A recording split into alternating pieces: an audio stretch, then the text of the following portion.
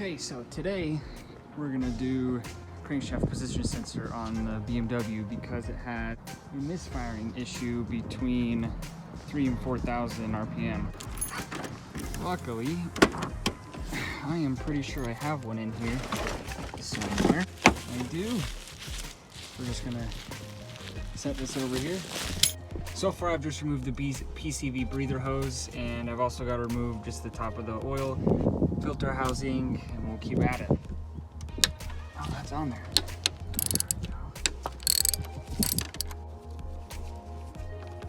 I actually just drove this home from work, so all this is actually really hot. Ooh, that's toasty. Okay, hot, fast. Oh gosh, that is hot. Alright, so after watching some videos, there's actually supposed to be a solenoid here. I don't have that for some reason. I'm just gonna not think about that too hard. Looks like camshaft position sensor is just right here, so it looks like I just need an Allen key. Pull that out, follow the wire, unplug it, and swap the new one in. Bolt removed, and this should just just like that. Alright, that sucked. I had to get new gloves because the other ones were destroyed after that. You have to snake your arm all the way in there. The plug's right there, but I pulled it all the way like forward. Like the plug's probably like right here right now, and I had to grab it from like back here. Like my whole arm was in there, and it was excruciatingly hot. But inspecting it, it doesn't like, it might have just been like dirty maybe in there, because it's disgusting down there. Like maybe that was just a little dirty, but I mean, I have a brand new one, so like why not put the brand new one in? Not surprising, that went on a lot easier than it came off. There's a little, I want to say like metal ring or something on the back. You push on it, that's what disconnects it. To put it back on, you have to push on it again. It can't just like clip in. So that kind of sucked. I had to get both hands in there through this tiny little space, and probably burned myself a little bit on the, because this is hot still.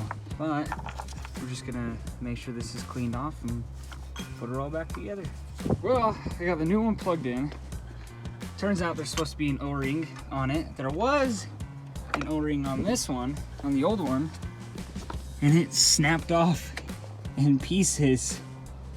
So probably a good thing for me to just get a new one anyways, right? Time to get an old trusty Pickle Rick. Go find that O-ring. That was probably the easiest part storing I've ever done. They just had a box full of O-rings. I brought the old one, just smashed it up. Good to go. Put it in like so.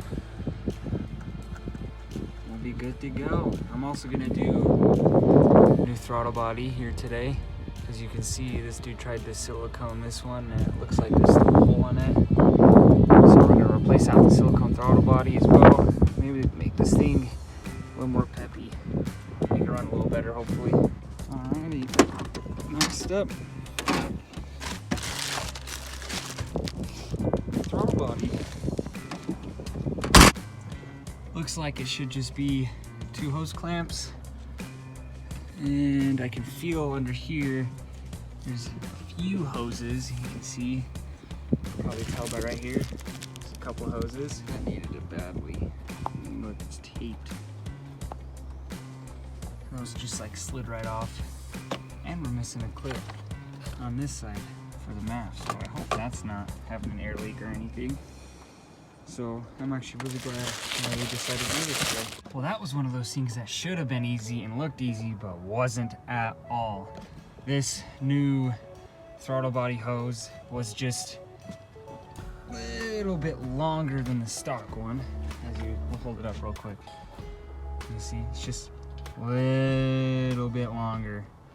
And because of that, I had to take the airbox out, and the whole airbox had to shift forward, which now means that these bolt holes do not line up to mount this. And then also meant that this has got squished a little bit, the air intake that goes through the front right there. But hey, it fit on. I got it to fit on. Also, it's the little fatter tubing, that silicone, so I had to make sure that, I had to switch this around to make sure that arm right there didn't hit anything. It's so close. but it clears and it doesn't touch. So as long as it doesn't touch, we're good. So I'm probably gonna see if I can just zip tie through there to hold this on for now.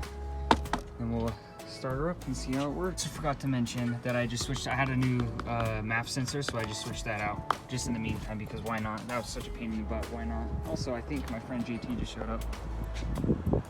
Hello. Let's see if she starts up.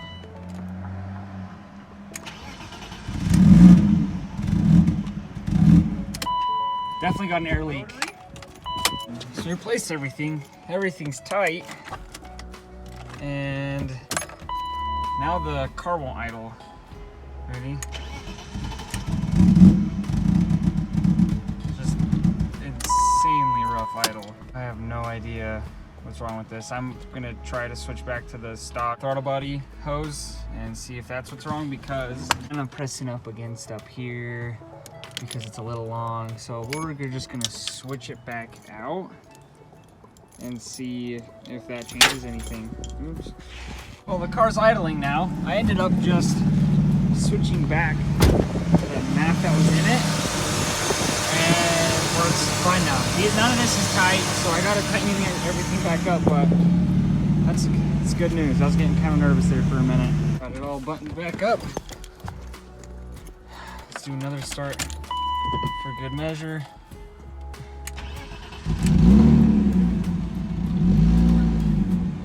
There you go. Also, that little check light that pops up right there, that's for this. It just tells you, like, wait, watch this. It tells me, oh, hey, one of my brake lights is out. The check light comes on. You just clear it, it goes away. It's not a check engine light or anything. So the car's actually, it's running awesome now. Sweet. Last order of business for today is the cabin air filter, because it doesn't really blow air all the time. Kind of decides when it wants to work or not. So I'm just gonna place this just to be safe. Already got under here. Oh, what? That's nasty. You're kidding me. Oh my gosh. That's disgusting. I'm gonna need a vacuum for that. All right, I just got a hold of it. Oh, dang it, I broke another one off. Oh yeah, there it comes. It's getting in my eyes. Oh. It's disgusting. Oh my gosh. Oh my gosh. And it's still just full. I need to get a vacuum up in there. This is seriously so bad. I think there's mice living in here. Got everything thrown back together. I'm gonna clean up a bit, put some stuff away, then we're gonna go for a test drive, see if all of that is working well. He's buttoned up, time for first drive. Started up good. Just buckle up. Let's go see how she drives. Okay, call me crazy, but I can already tell a difference. For sure in the peppiness of it. Maybe it's because there's no more air leak in that throttle body hose, but it already feels a little bit more peppy driving down the street now. It's still cold, so I'm not going crazy on it or anything. So far though, the air still doesn't work. Like sometimes I'll get in the car and it'll work just fine and blow hard, and other times it just doesn't do a thing, and I don't know why. So if you're E36 guy and know why, let me know. Okay, it's driving like a whole different car. Like, it's actually got some torque behind it. Like, it must have just been starving itself through maybe that cam sensor and that throttle body hose being ripped and cracked, and it just, like, it feels like a completely different car now. I'm impressed so far. We'll have to see if it breaks up when you do a pull to 3 and 4 grand. Pretty much warmed up, just to see if it breaks up at all. Nothing. Wow, that is, it's not breaking up. The thing drives perfect. perfect now. Oh, I'm stoked. Well, I think that's a good place to end this video. The car drives great. No more breaking up issues so far, so I call this a win. Thank you for watching.